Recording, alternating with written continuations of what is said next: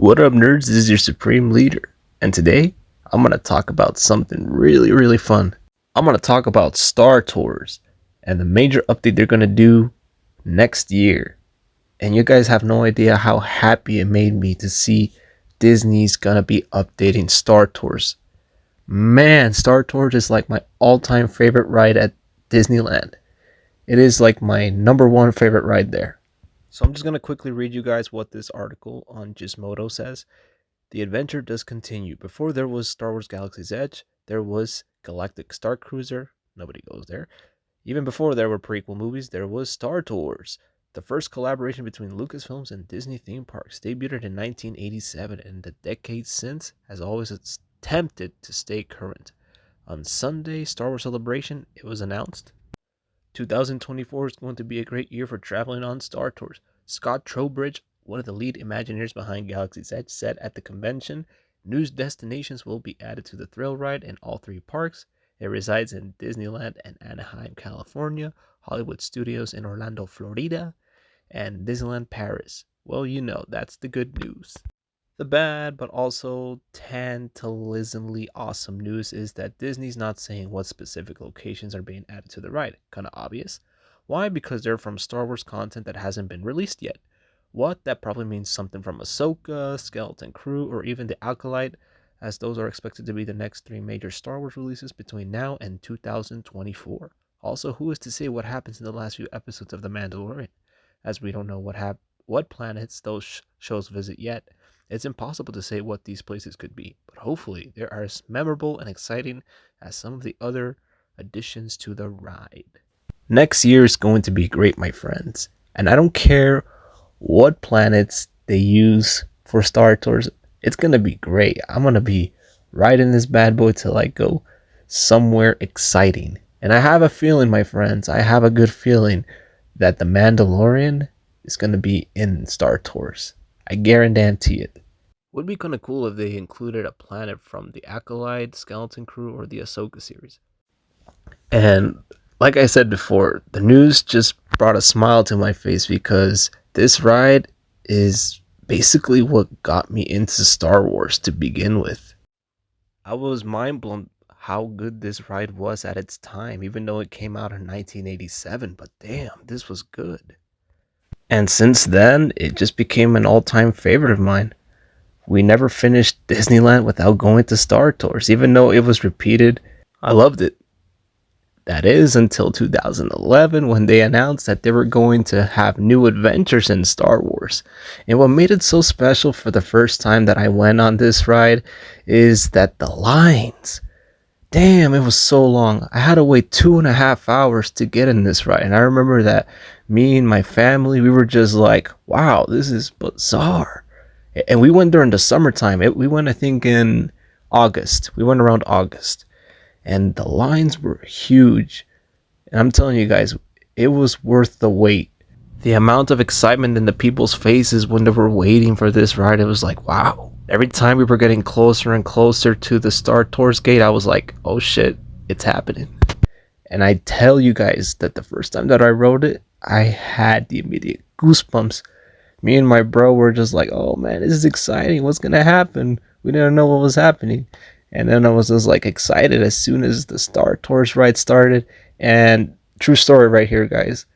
As soon as we were taking off and C-3PO was going to take us to our space adventure, I saw Darth freaking Vader saying, hold it right there. We're looking for this rebel spy. And I was like, what is going on? And then I see a bunch of pictures of people. And then guess who they picked as the rebel spy? Me. You want to know why they picked me as the rebel spy? Because on that day, I was wearing a Darth Vader t-shirt. And I was like, oh crap, it's me.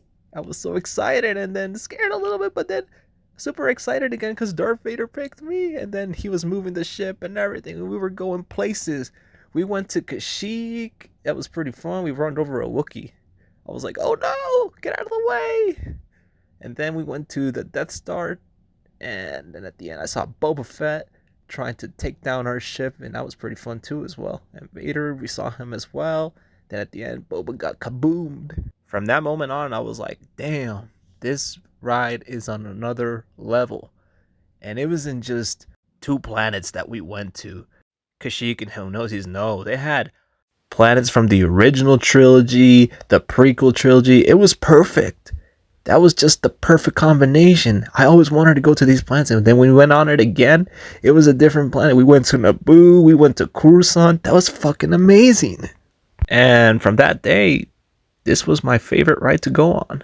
And any Star Wars fan can agree with me with this. This ride is the GOAT. It is the absolute greatest addition to Disneyland, period.